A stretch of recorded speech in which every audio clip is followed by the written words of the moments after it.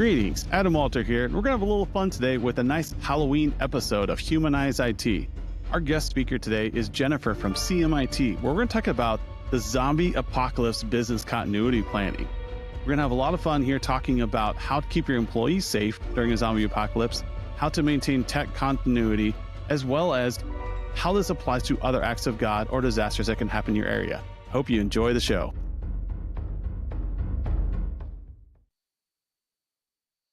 All right, everybody. Today, we are here with Humanize IT podcast in a new format because StreamYard just switched things around me. And Jennii gets to be my my beta tester for the new format of StreamYard's recording studio. So thank you, Jennii, for coming on. Can you tell us a little bit about yourself and why you chose zombie apocalypse business continuity planning for your topic today? I'm Jennii, and I own CMIT Solutions in Southwest Jackson, an IT MSP that services local businesses, small businesses in around Jacksonville. And we work across all verticals. We definitely specialize in cybersecurity and business continuity planning. So I think that segues perfectly into why I want to talk about zombies. One, it's October. So what are we thinking about first? Halloween, right? Not Cybersecurity Awareness Month, no. But I think I've always had maybe that doomsday prepper mentality. And I think that's why cybersecurity, I'm in love with it so much, because you kind of have to think like doomsday. So it's like, I get to do it for work now. Like I get to think about doomsday things on the technical side. And zombies are just a great way to get everyone to really think about what would you do if this situation happened, right? So yeah, that's why. There's a lot of crossover there. Like if you say, all right, guys, we're going to do business continuity planning, everybody's eyes glaze over. You say, hey, we're going to prepare for the zombie apocalypse today. All of a sudden, everyone's like, oh, heck, I love The Walking Dead.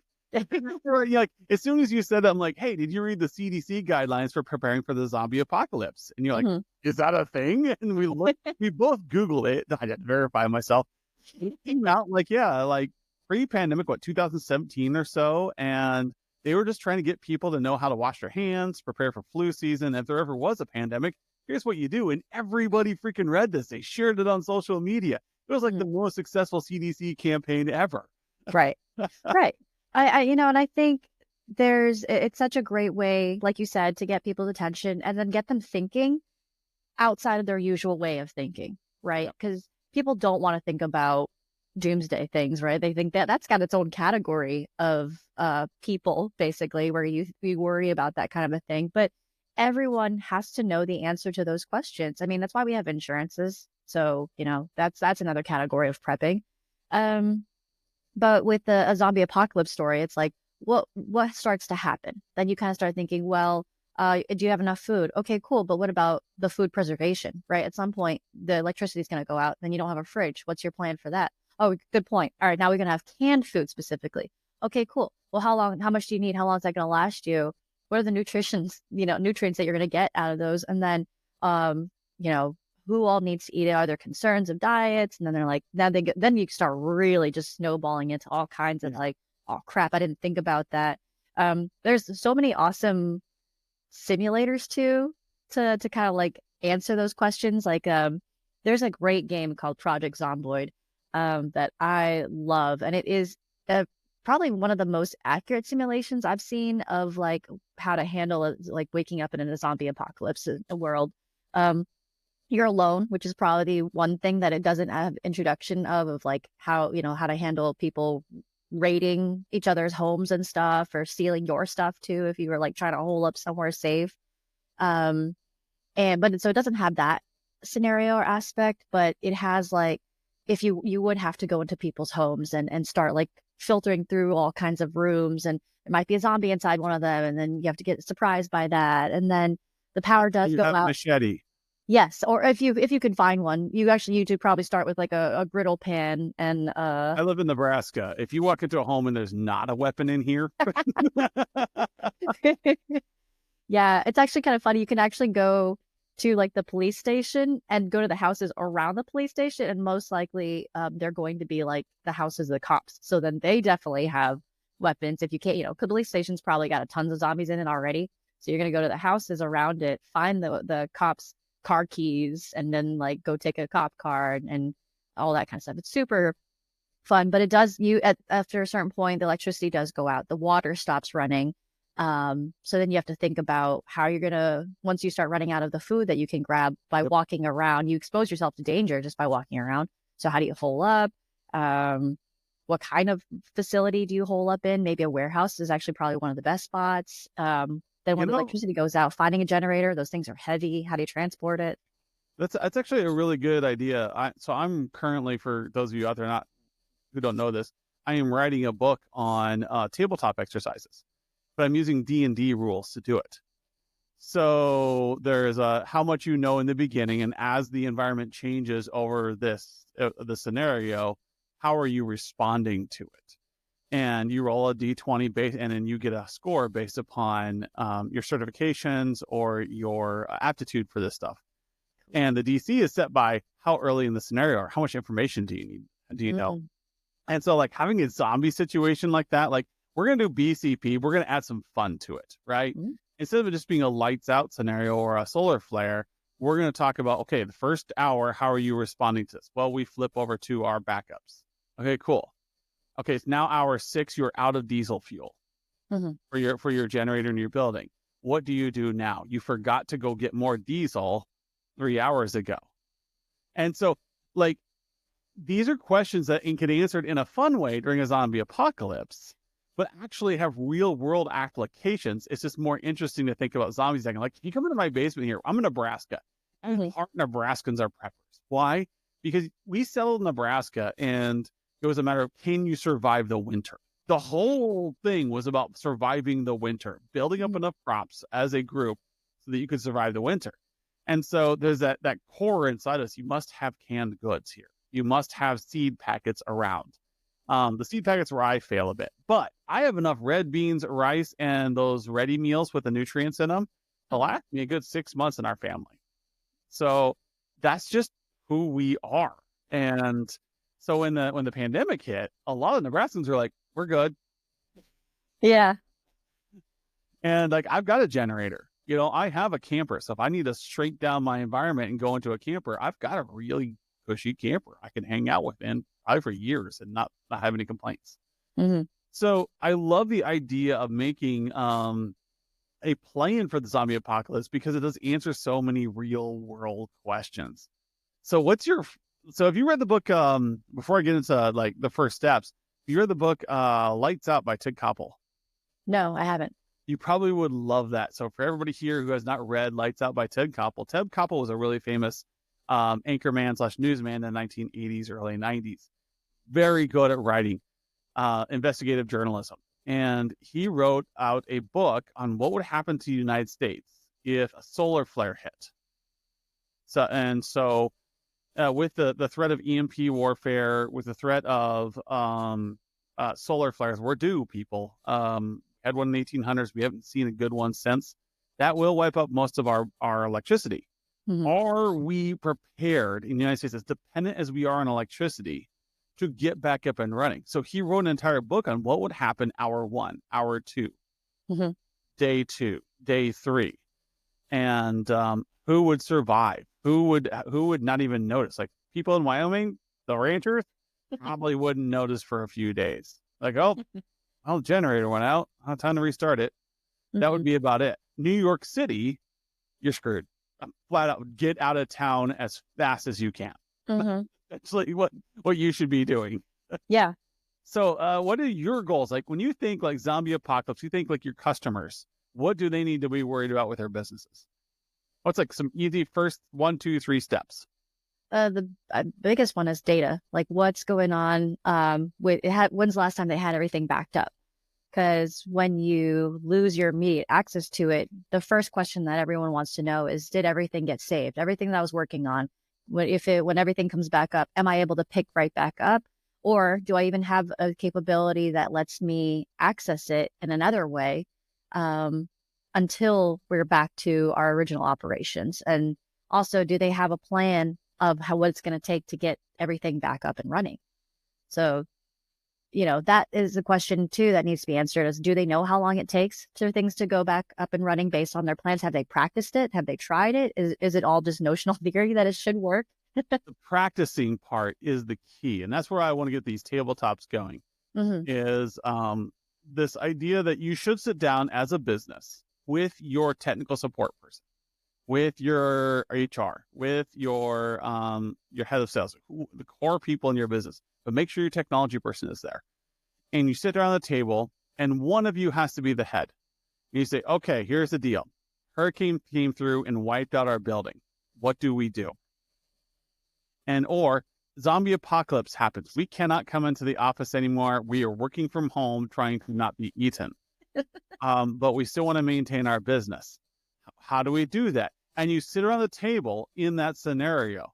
And if you want to really throw it up, you can say, Larry from legal is no longer available. He was eaten and turned into a zombie. Hmm. And that's how you show continuity of services so that not everything's reliant on one person. So you can have fun with it that way, but it's an easy question. Put a timer of 1 hour on the situation. Hmm. You guys have 1 hour to get the business just talking back up and running. And then at the end, note down all the things that failed, that were messing things up. Hmm. You find that this applies to hurricanes, it applies to flooding, it applies to acts of God, or it applies to shutdowns and pandemics. Hmm. Having that exercise run, and a lot of MSPs, you should be running this with your clients. Like, make it a perk. For $500, I will run a zombie apocalypse scenario for you. And they may think that's cute. Like, the purpose of this is a zombie apocalypse covers a number of acts of God. Hmm. And what we'll discover out of this is have some fun for Cybersecurity Awareness Month, but also raise some issues. And if you buy anything from us during this time, we'll just waive the cost of the tabletop. But in the meantime, you get to discover some things about your business and keeping it running. Yeah. How many businesses struggled during the pandemic because they couldn't work from home? And they also didn't realize all of their points of failure, right? They're critical points of failure. And that's a conversation, and you'll have to find it through conversation, right? You don't know all the other pieces, all the departments, who relies on what. And then it's until something has already broken, that's when people kind of start to realize, oh, that was a single point of failure. Didn't even know it, Yeah. There's some cool things we came up with when we did tabletops. So I did critical infrastructure tabletops. Mm-hmm. And some of the things that come up is, okay, zombie apocalypse time or pandemic time. We've got this safe location over here where everyone can go and they can operate out of the data center there. It'll have food. We have military will be driving food there. So you have food, how you can survive, that it's hermeneutically sealed, so there's no more flu virus or whatever is going to get in there. Mm-hmm. There was a big hole here. And I knew about it because I'd been through a couple of these. Why would you, Jennii, show up to this place when you have kids at home and a family at home that need you in the middle of a pandemic, you're in the middle of a crisis? Yeah. Why would you show up? A tornado's gone through your town. We're in Tornado Alley here. Tornado goes straight through Lincoln. My house is wrecked. You want me to come into work and manage the data center? No, I've got a priority. It's my family. Mm-hmm. So then we had to figure out in the calling tree how to take care of the families of the critical personnel Mm-hmm. of the company. If you come in here, you can bring your family with you. If you come in here, we will make sure your family gets shipments and gets taken care of. Bob over here or Susan over here is in charge of making sure your family gets relocated and moved in. Mm-hmm. We need you here to make sure the lights turn back on. Right. And so those little things that you think you understand everything, but when it comes down to these actual scenarios, there's a lot of information that pops up that you're like, oh, didn't think about that. Who calls who? Calling trees. Very, very simple things like calling trees. Who calls and says, hey, we're instigating the disaster recovery plan. We're instigating zombie one, scenario one. Okay, that means I have to do this, this, and this. I have to notify my team, or I have to take the backups I have of all the finances and load them onto my laptop, whatever it is. Like, I've got 2 hours before the internet goes down completely and I can no longer grab things from Azure. Right. What do I need to grab? Yeah. And it's there. That's actually all kind of part of the checklist of writing those plans of who's responsible for what, And then what's the checklist of what's the checklist of things they need to do? So then you don't have two people trying to do the same thing or nobody doing it because they think somebody else is supposed to. Yep. Communication's definitely one of the first things that has to happen too. So like you said, the call tree, and then who's going to be responsible for communicating to the clients and then giving them updates. How often are those clients going to expect updates? And then, who's going to communicate what's the report to give to those clients, to that liaison essentially. So all these are things that you need to rehearse and see, and then practice it and like kind of do, like you said, a tabletop exercise where you see, okay, they've read the documentation, quote unquote, when we do have these plans, but now I give them a sample scenario. Can they even identify that something's wrong? And that this is when they need to activate, said plan. Or do they just hit panic mode and just start, going home? Like, all right, that's it for the day, folks. Let's go home now. Right. It's too much. Yeah. Yeah. So I was just looking up the apocalypse literature here, and I've got too many windows open here. I had to open it a second ago. I wanted to list this out. Like, what's fun about, again, I'm going to say it for the third time. The fun about the zombie apocalypse item is that it gives your friends and your coworkers something fun to look forward to. Not just all right, we're going to talk about disaster recovery meeting. No, disaster recovery tabletops should be a little bit more fun. You want people to engage in them. And if you need to make it silly, make it silly. And I don't think zombies are silly. I think this is a good way of getting people excited because people love zombies. So first question for you, best zombie movie of all time? I'm a really huge fan of Shaun of the Dead. I need to watch that. I've seen every zombie movie out there. I've never seen Shaun of the Dead. I don't know why. I've seen like the first like half of it or first like half hour, and like I think I get interrupted like every time. I'm going to Zombieland, just so you know. But that's probably the one I repeat the most. Mm-hmm. I also like World War Z. I was thinking of World War Z when you talked about taking care of the family, because that's how they get him to come in, right? He's retired, and he's like, but they get him to come in by saying, "We take care of your family. Take care of your you family. work for us." And like, yep. That's because I was bringing up kind of movies here is that when you think about the different zombie scenario movies, you got Walking Dead, you've got or TV show, you've got Night of the Living Dead, you've got different ones that happen, different scenarios, and there are different ways to solve each one of those. Right. You can say, hey, let's talk about pandemic, but we just had a pandemic. Everybody's kind of burnt out on that. Mm-hmm. But if it's Halloween, if you're really crazy with your workplace, have people dress up. have it so that, because one of the most famous tabletops you do is the missing man, right? Mm-hmm. So you come into a room and everybody's sitting down for their tabletop, their quarterly tabletop or the annual tabletop, and you point to the CEO and you say, Susan is dead. Mm-hmm. Susan is gone. We don't know. She took a bus and headed to Tahiti because she's tired of all you guys. Anyway, the point is she is not available. She has to leave the room or just be quiet the whole time, no matter what happens. Right. And the rest of the room has to rebuild the company or deal with the company without her there. They find out they're the only ones who had this key to the accounting office. They're the only ones who knew how to reach the legal window to succession plan.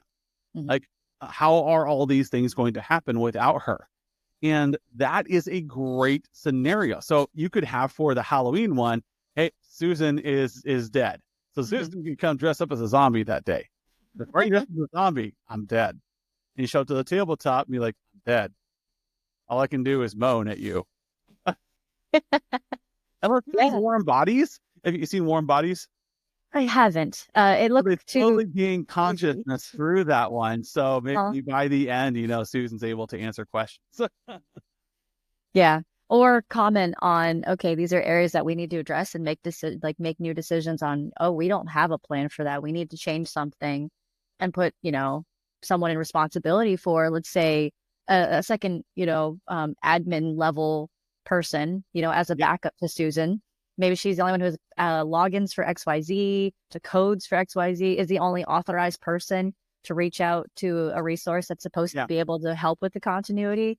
It's kind of like when you kind of call it like cancel an account with AT&T for somebody who's like no longer alive, and they're like, I need that person to actually be on the call to verify that you want to close the account. Yep. Did I not mention that they're no longer alive? Yes.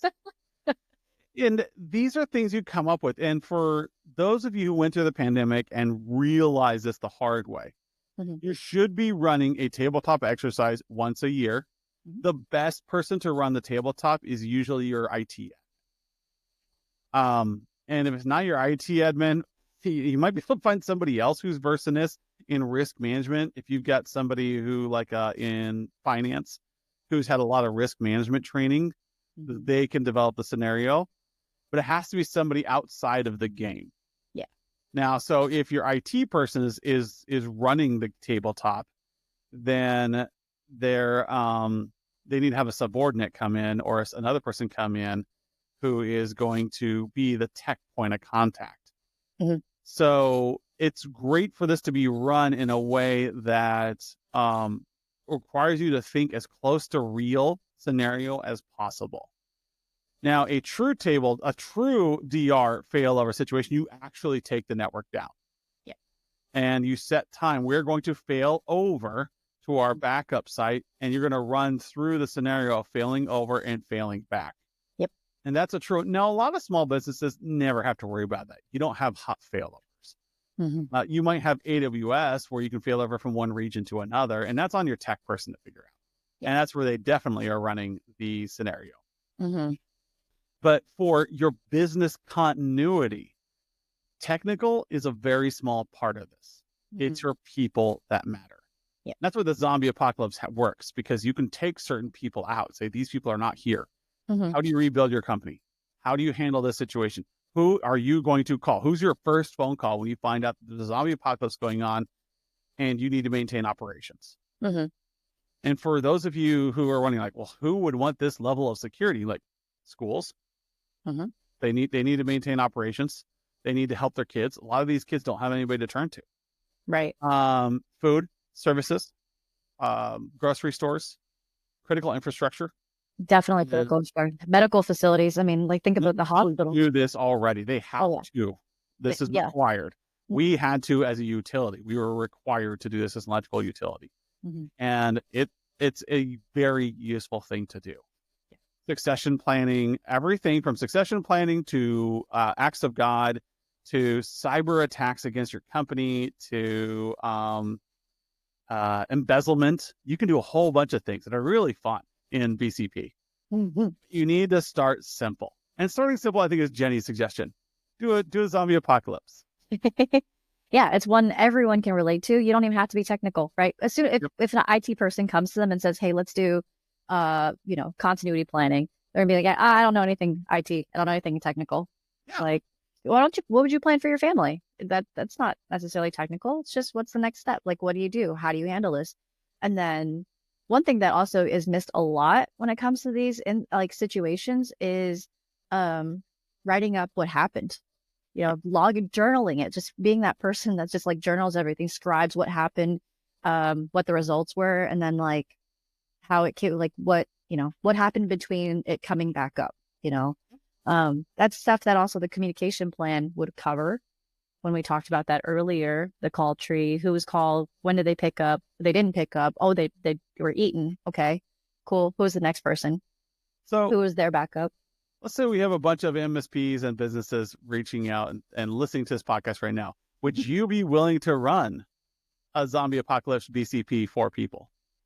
Oh, yeah. I mean, like you said, actually turning into a D&D exercise is like one of the best things. Because then we're thinking, what kind of skill sets do we want? Now we're talking about almost like we're doing a dungeon or a raid where we're like, okay, who's the tank? Who's the healer? Who's DPS? Yeah. The tank is the manager. they're absorbing all of the bad PR as it's. So it's either out of their customer service rep. They're like they're all group tanking right now. I'm tanking all the badness, guys. Get this done. I need you to fix this stuff. We'll hold them off for now, guys. I think I'm going to do that. I'm going to build a table. The tank. Anybody who's absorbing all the bad press. EPS, the person who's writing the code in the scripts. We gotta protect. We gotta make sure they're safe, and the healers, like, making sure that they're taken care of, that they have the resources, Yeah. that their families are also taken care of, so they can keep working. Yeah. Yeah. I love this. So, final question for you. So, if one of your customers wants to do this, you are happy to reach out and build a tabletop for them. Oh, Two, if another MSP wants you to come in and run one, you're happy to. You're in the Jacksonville area. And then three, preferred weapon for the apocalypse. blunt. Um, Something like a baseball bat. Doesn't require ammo. Um, doesn't rely on accuracy and aim. Pretty straightforward. Pretty resilient too. Lightweight, so it's portable, and I can run with it, carry it, strap Yep. it to my back or something. So yeah, probably a baseball. I'm going to go standard machete here. Okay, like Not that. sword, a machete. Okay. They're stiff. They're all like a bat. I used to use them all the time as a kid to kill snakes, whack down bushes, things like that. Very minimal sharpening. You can sharpen them on a rock. They're very, very simple. I So was gonna ask about that. I'm like, how's the maintenance on them? not bad, not bad. You can sharpen if you want a really good sharp edge, you need a whetstone, of course, but Mhm. you can do that with river stone. You can hone them really easily on a piece of wood. So they're very easy to take care of. Whereas a sword, they're a little bit more flimsy, bulky. I can cut myself on them. And You did like the great thing get about a bat training. and a machete is they never run out of bullets. Yeah. All right, everybody. We're going to have Jennii on one more time here to talk about password managers and how they work. And I thank you for coming on. This has been a great talk. Zombie Apocalypse BCP, maybe the coolest title for a podcast we've ever Thanks, man. Yeah, I love done. anytime.